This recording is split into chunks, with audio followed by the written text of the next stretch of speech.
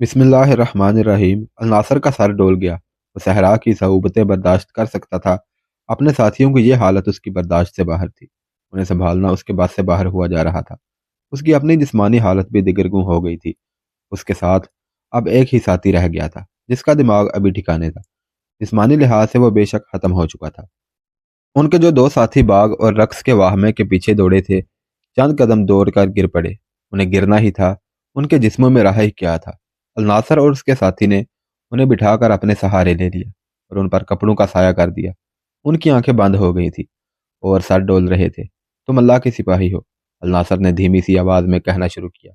تم قبلہ اول اور خانہ کعبہ کے پاسبان ہو۔ تم نے اسلام کے دشمنوں کی کمر توڑ دی ہے۔ تم سے کفار ڈرتے اور کانپتے ہیں۔ تم شعلوں کو روندنے والے مرد مومن ہو۔ اس صحرا کو، پیاس کو اور سورج کے قہر کو تم کیا سمجھتے ہو؟ تم پر اللہ کی رحمت برس رہی ہے۔ تمہیں فرشتے بہشت کی ٹھنڈک پہنچا رہے ہیں۔ تمہارا جسم پیاسا ہے، روح پیاسی نہیں۔ ایمان والے پانی کی ٹھنڈک سے نہیں، ایمان کی حرارت سے زندہ رہتے ہیں۔ دونوں نے آنکھیں کھول دی اور الناصر کو دیکھا۔ الناصر نے مسکرانے کی کوشش کی۔ اس نے جذبات کے غلبے سے جو باتیں کہی تھیں وہ اثر کر گئیں۔ دونوں سپاہی تصوروں اور واہموں کی دنیا سے نکل کر حقیقت میں آ گئے۔ وہ اٹھے اور نہایت آہستہ آہستہ چل پڑے۔ صبح روانگی کے وقت انہیں ٹیلوں اور ریتلی چٹانوں کے جو ستون اور مینار نظر آئے تھے وہ قریب آ گئے تھے۔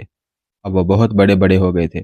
امید رکھی جا سکتی تھی کہ وہاں پانی ہوگا، وہاں نشیب اور کھڈنالے بھی ہو سکتے تھے۔ الناصر نے اپنے ساتھیوں سے کہا کہ وہ پانی کے قریب آ گئے ہیں اور شام سے پہلے پانی مل جائے گا۔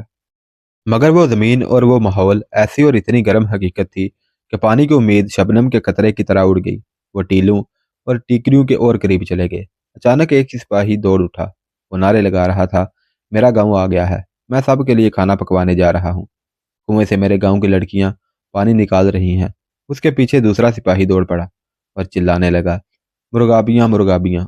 وہ دوڑتے دوڑتے منہ کے بل گرا اور ہاتھ سے مٹی اور ریت اٹھا کر منہ میں ڈال دی۔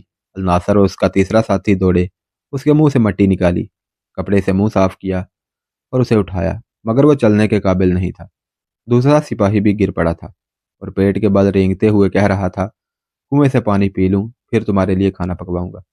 الناصر نے اپنے ہاتھ دعا کے لیے اٹھائے اور آسمان کی طرف منہ کر کے کہا، اے خدائے ذوالجلال، ہم تیرے نام پر لڑنے اور مرنے آئے تھے۔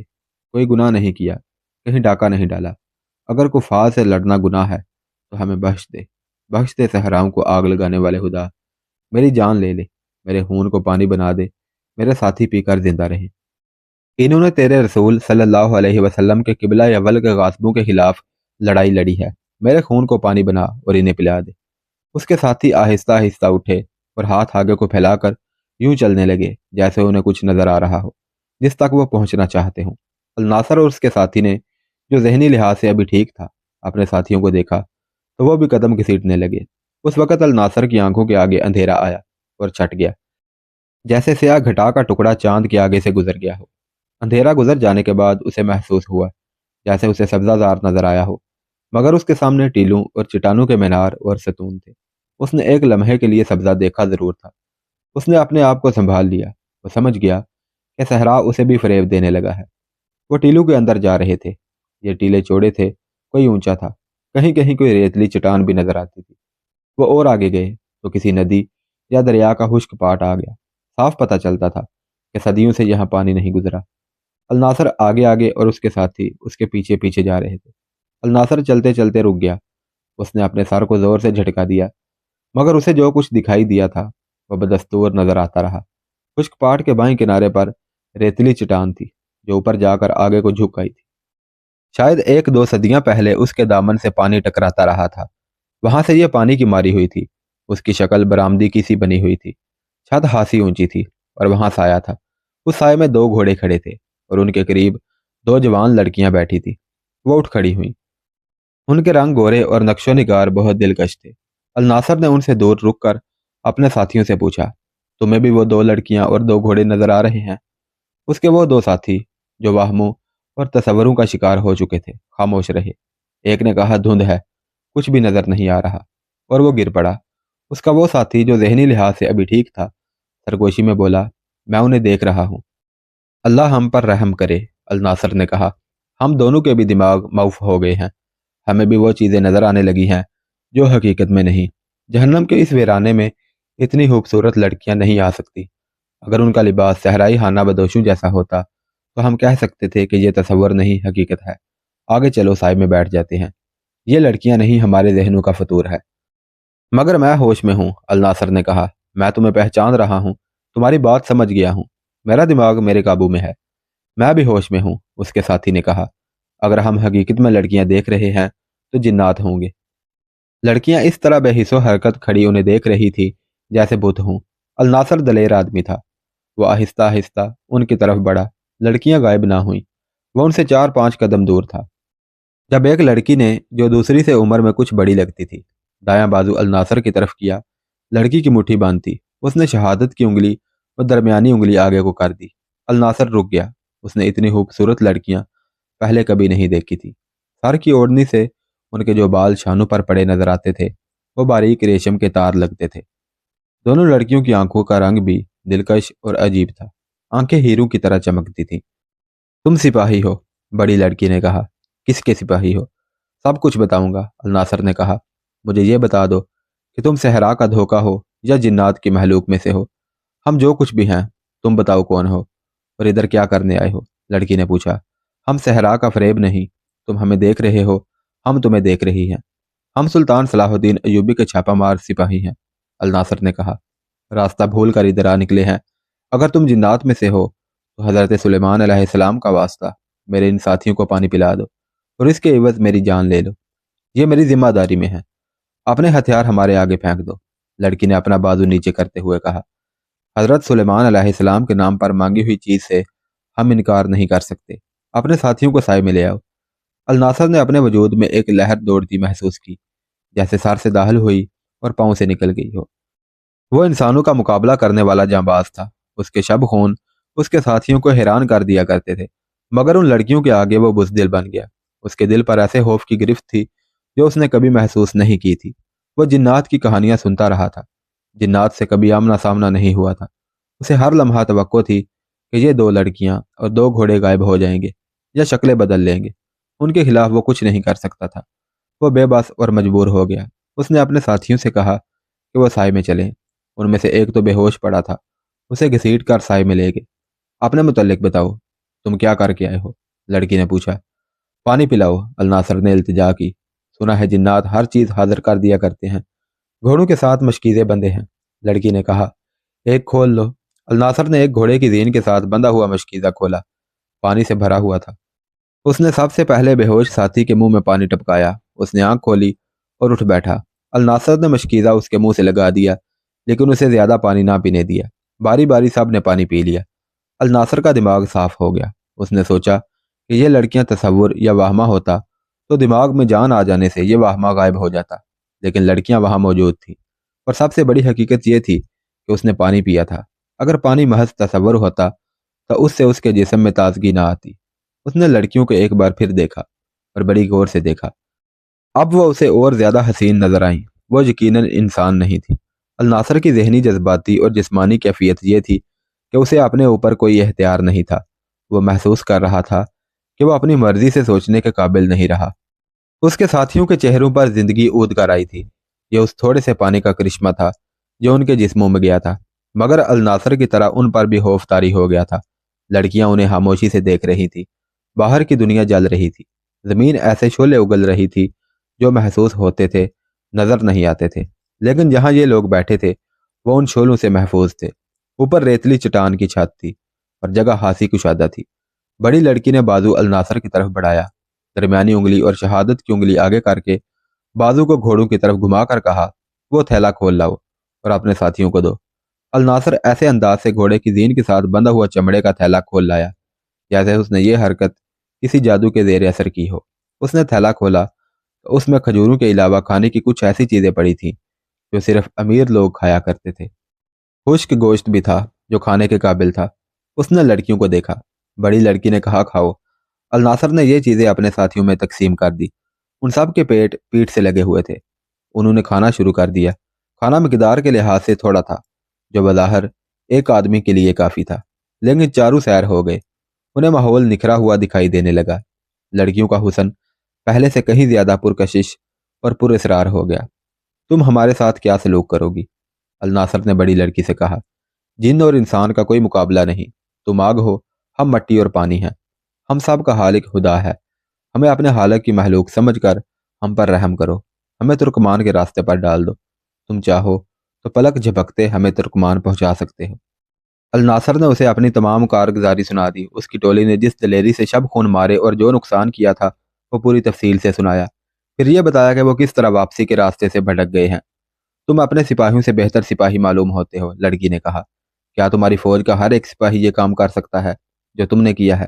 نہیں، الناصر نے جواب دیا، ہم چاروں کو تم انسان نہ سمجھو، ہمارے استادوں نے جو تربیت دی ہے وہ ہر ایک سپاہی برداشت نہیں کر سکتا۔ ہم صحرائی ہرن کی طرح دوڑ سکتے ہیں، عقاب کی طرح ہماری آنکھیں بہت دور تک دیکھ سکتی ہیں، اور ہم چیتے کی طرح حملہ کرتے ہیں۔ ہم میں سے کسی نے بھی چیتا نہیں دیکھا۔ استادوں نے بتایا تھا کہ چیتا کیا ہوتا ہے اور وہ کس طرح حملہ کرتا ہے۔ اس جسمانی پھرتی کے علاوہ ہمارے دماغ دوسرے سپاہیوں کی نسبت زیادہ اچھی طرح سوچ سکتے ہیں۔ ہمارے استادوں نے یہ ہنر بھی سکھایا ہے کہ دشمن کے ملک میں جا کر فوجی راز کس طرح حاصل کیے جاتے ہیں۔ ہم بھیس بدل لیتے ہیں، آواز بدل لیتے ہیں، اندھے بن سکتے ہیں، ضرورت پڑے تو ہم آنسو بہا سکتے ہیں، اور جب پکڑے جانے کا خطرہ ہو تو ہم اپنی زندگی سے دستبردار ہو کر لڑتے اور نکلنے کی کوشش کرتے ہیں۔ ہم قید نہیں ہوتے، شہید ہوا کرتے ہیں۔ اگر ہم جن نہ ہوتی تو تم ہمارے ساتھ کیا سلوک کرتے؟ لڑکی نے پوچھا۔ تم یقین نہیں کرو گی، الناصر نے کہا، ہم وہ پتھر ہیں جنہیں عورت کا حسن توڑ نہیں سکتا۔ مجھے یقین ہو جائے کہ تم انسان ہو اور پتہ چل جائے کہ راستے سے بھٹک گئی ہو تو تم دونوں کو اپنی پناہ میں لے لوں گا اور اپنے ایمان کی طرح قیمتی سمجھوں گا، مگر تم انسان نہیں ہو۔ تمہاری حالت بتا رہی ہے کہ تم انسان نہیں ہو۔ تم جیسی لڑکیاں اس جہنم میں نہیں آ سکتی۔ اب میں تم سے التجا کرتا ہوں کہ ہمیں پناہ میں لے لو۔ ہم انسانوں کے مخلوق سے نہیں، لڑکی نے کہا۔ ہمیں معلوم تھا کہ تم کیا کر رہے ہو، ہمیں معلوم تھا کہ تم راستے سے بھٹک گئے ہو۔ اگر تم گناہگار ہوتے تو جس صحرا سے تم گزر کر آئے ہو وہ تمہارا خون پی جاتا اور تمہارے جسم کے گوشت کو ریت بنا کر تمہاری ہڈیاں نگی کر دیتا۔ اس صحرا نے بھٹکے ہوئے گناہگاروں کو کبھی نہیں بخشا۔ ہم دونوں تمہارے ساتھ تھیں، تمہیں جو صعوبتیں برداشت کرنی پڑی ہیں وہ اس لیے تم پر ڈالی گئی ہیں کہ تم خدا کو بھول نہ سکو اور تمہارے دل سے گناہ کا خیال اور ارادہ نکل جائے۔ ہمیں معلوم تھا کہ ہم جیسی خوبصورت لڑکیوں کو دیکھ کر تم بھوک اور پیاس کو بھول جاؤ گے اور تمہارے دل پر شیطان کا قبضہ ہو جائے گا۔ تم ہمارے ساتھ ساتھ کیوں رہی؟ الناصر نے پوچھا۔ ہمیں اس نے بھیجا ہے جو صحراؤں میں راستہ بھول جانے والے نیک بندوں کو راہ دکھاتا ہے، بڑی لڑکی نے کہا۔ تم پر خدا نے جو رحمت نازل کی ہے اس کا تم حساب نہیں کر سکتے۔ اس نے ہمیں کہا تھا کہ مرد نزا کے عالم میں بھی شیطان کے اثر سے آزاد نہیں ہوتا۔ اس ناپاک قبضے سے آزاد کرانے کے لیے خدا نے تمہیں عذاب میں ڈالا ہے۔ پھر ہمیں حکم ملا کہ ان کے سامنے آ جاؤ اور انہیں پناہ میں لے لو۔ ہم جانتے تھے کہ تم نے دشمن کو کس طرح اور کتنا نقصان پہنچایا ہے۔ پھر مجھ سے کیوں پوچھا تھا؟ الناصر نے پوچھا۔ یہ دیکھنے کے لیے کہ تم کتنا جھوٹ اور کتنا سچ بولتے ہو، لڑکی نے کہا۔ تم سچے ہو، ہم جھوٹ نہیں بولا کرتے، الناصر نے کہا۔ شب خون مارنے والے خدا کو گواہ بنایا کرتے ہیں۔ اپنی فوج اور اپنے سالاروں کی نظروں سے اوجھل ہو کر ہم اس حقیقت کو دل میں بٹھا لیتے ہیں کہ ہمیں خدا دیکھ رہا ہے۔ ہم خدا کو دھوکہ نہیں دے سکتے۔ الناصر خاموش ہو گیا اور پوچھا، تم نے میرے اس سوال کا جواب نہیں دیا کہ ہمارے ساتھ کیا سلوک کرو گی؟ جو ہمیں حکم ملا ہے اس کے خلاف ہم کچھ نہیں کر سکتے، لڑکی نے جواب دیا۔ ہمارا سلوک برا نہیں ہوگا۔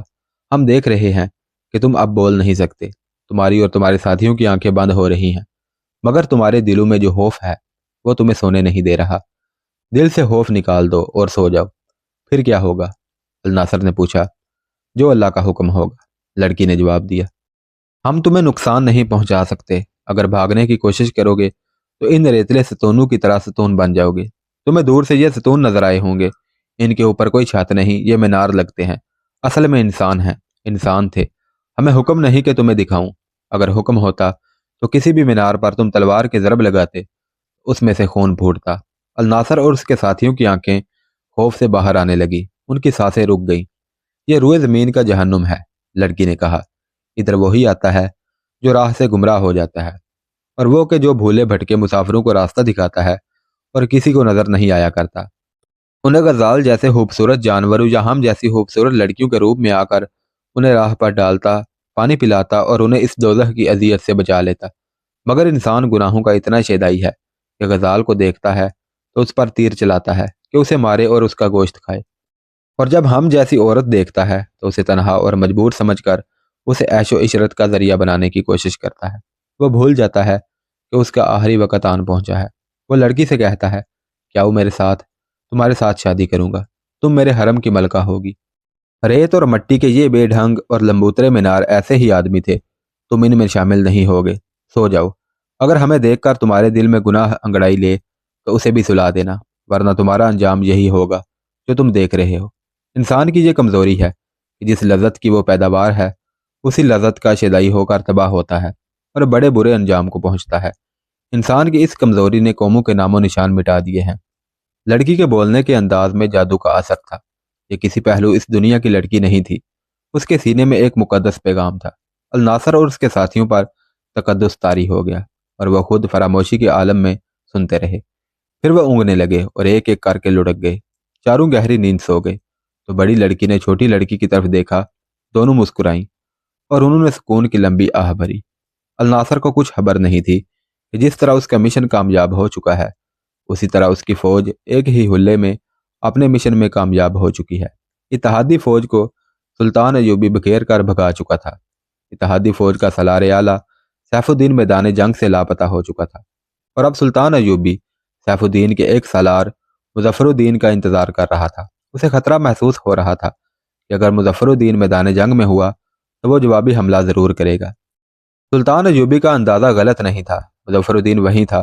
اس کے پاس اس فوج کا چوتھائی حصہ تھا جو سلطان ایوبی کے حملے کی تاب نہ لا کر بھاگ چکی تھی۔ اس چوتھائی حصے کو جنگ میں شریک ہونے کا موقع ہی نہیں ملا تھا۔ یہ شکست خوردہ فوج کا محفوظہ تھا جو محفوظ تھا اور سلطان ایوبی اس کی موجودگی سے بے خبر تھا۔ یہ اس کی چھٹی حص تھی جو اسے بتا رہی تھی کہ خطرہ ابھی موجود ہے۔ اس نے اپنے جاسوسوں کو میدان جنگ کے ارد گرد دور دور تک پھیلا دیا تھا تاکہ کسی بھی جگہ کوئی فوج ہو اس کی اطلاع فوراً پہنچائیں۔ وہاں ہر فوجی کے ذہن میں یہی خیال تھا کہ سیف الدین کی فوج مکمل طور پر ختم ہو چکی ہے، اور یہ سوال ہی پیدا نہیں ہوتا تھا کہ اس فوج کا کوئی سپاہی یا افسر زندہ موجود ہوگا۔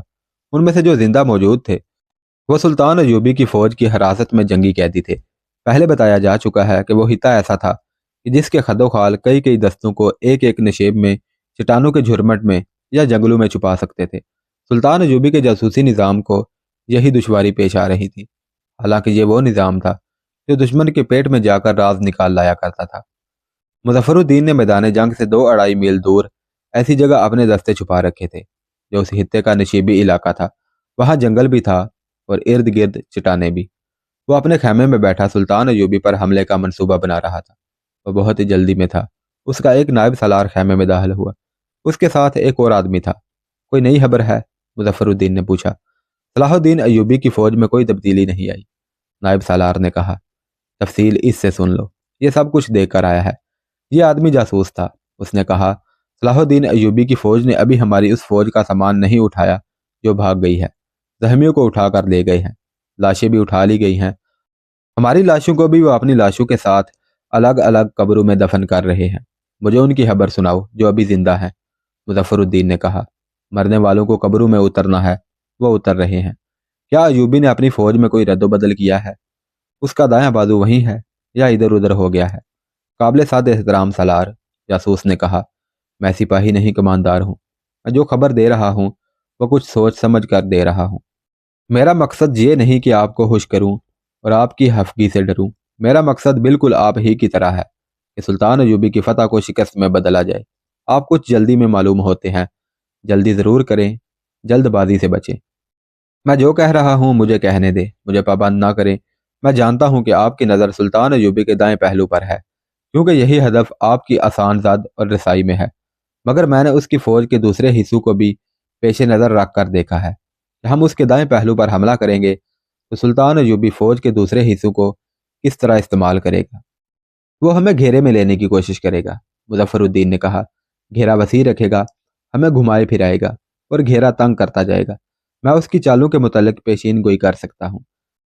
صلاح الدین ایوبی نے محفوظہ کے ان دستوں کو جن سے اس نے ہمارے قلب پر حملہ کیا اور کامیابی حاصل کی ہے پھر سے سمیٹ لیا اور اگلے دستوں سے ایک کوس پیچھے تیار رکھا ہوا ہے۔ آپ ٹھیک سمجھے ہیں کہ سلطان ایوبی ہمارے حملہ آور دستوں کو گھیرے میں لینے کی کوشش کرے گا۔ میں قبروں کا جو ذکر کر رہا تھا وہ بے معنی نہیں تھا۔ سلطان ایوبی کا دایاں بازو جس جگہ ہے उससे 1.5 कोस पीछे हमारी और अयूबी की फौजों की लाशों के लिए कब्रें खोदी गई हैं। उनकी तादाद 1,500 के लगभग होगी। ये 1,500 गड़े हैं। आप कब्र की लंबाई, चौड़ाई और गहराई से वाकिफ हैं। आप ऐसी समत से हमला करें कि अयूबी के दस्ते पीछे हटें। आप उन्हें कब्रों के करीब ले जाएं। दस्त बदस्त लड़ने की बजाय तीरों का अंधाधुंध इस्तेमाल करें और उन्हें मजबूर कर दें कि कब्रों पर चले जाएं। आप तसव्वुर कर सकते हैं कि घोड़े खुली हुई कब्रों में किस तरह गिरेंगे। उनमें से जिन कब्रों में लाशें उतार कर उन पर ढेरियां बना दी गई हैं, वो भी उनके लिए रुकावट बनेगी। अयूबी के दाएं बाजू की कुव्वत कितनी और किस किस्म की है? मुजफ्फरुद्दीन ने पूछा। कम अज कम 1,000 सवार और 1,500 प्यादे हैं, जासूस कमांडार ने जवाब दिया। ये दस्ते तैयारी की हालत में हैं। आप उन्हें बेखबरी में नहीं ले सकते। उसने उस नक्शे पर जो मुजफ्फरुद्दीन के आगे पड़ा था एक जगह उंगली रख कर कहा, यह है दुश्मन यानी अयूबी का दायां बाजू। मेरे अंदाजे के मुताबिक उसका फैलाव 800 कदम है। उसके सामने की जमीन गड़ों वाली है, नीची नीची गोल गोल टीकरियां भी हैं। उसके दाएं का इलाका साफ है। हमले के लिए यह रास्ता मौजू नजर आता है, मगर हमला सामने से किया जाए, दुश्मन पीछे हटेगा। मेरा हमला सामने के बेकार रास्ते से भी होगा, दाएं जानब से साफ रास्ते से भी, मुजफ्फरुद्दीन ने कहा। मैं कब्रों के गढ़ों और ढेड़ियों को इस्तेमाल करूंगा। उसने अपने नायब सालार से कहा। कोई भी आदमी कहीं भी नजर आए उसे पकड़ लो। यह इलाका जंग की लपेट में आया हुआ है। इधर से कोई मुसाफिर नहीं गुजरेगा। इधर से वही गुजरेगा जो जासूस होगा। दो मुसाफिरों को शायद मालूम नहीं था कि यह इलाका जंग की लपेट में आया हुआ है। एक ऊंट पर सवार था। वह बूढ़ा था। उसकी दाढ़ी सफेद थी। ऊंट पर कुछ सामान भी लदा हुआ था। दूसरे ने ऊंट की मुहार पकड़ रखी थी। वह दोनों देहाती लिबास में थे। वो उस जगह से गुजर रहे थे जहां से मुजफ्फरुद्दीन के छुपे हुए दस्ते नजर आ रहे थे। एक फौजी ने उन्हें पुकारा। वो ना रुके। उनकी रफ्तार तेज हो गई। एक घुड़सवार उनके पीछे गया तो वह रुक गया। सवार ने उन्हें साथ चलने को कहा। हम मुसाफिर हैं, जवान आदमी ने कहा। आपका क्या बिगाड़ा है? हमें जाने दे। हुक्म है कि यहाँ से जो गुजरे उसे रोक लिया जाए, घुड़सवार ने कहा और उन्हें अपने साथ ले गया। उन्हें एक खैमे के सामने जा खड़ा किया और खैमे में इत्तला दी गई। एक कमानदार बाहर आया। उसने उनसे पूछा कि वो कहाँ से आए हैं और कहाँ जा रहे हैं। उन्होंने जो जवाब दिया उससे कमानदार मुतमईन हो गया, लेकिन उसने उन्हें बताया कि उन्हें आगे नहीं जाने दिया जाएगा। उन्हें इज्जत से रखा जाएगा, कैद में नहीं। उनके इस सवाल का जवाब ना दिया जा सका कि उन्हें कब तक यहाँ रखा जाएगा। ये पहले मुसाफिर थे जिन्हें मुजफ्फरुद्दीन के हुक्म के मुताबिक रोका गया था। उन्हें 2 सिपाहियों के हवाले करके कहा गया कि वह उनके खैमे में रहेंगे। उनकी किसी ने ना सुनी। उन्हें जिस खैमे में रखा गया वहां यही 2 सिपाही रहते थे। रात को सिपाही सो गए। सफेद रीछ बूढ़ा जाग रहा था।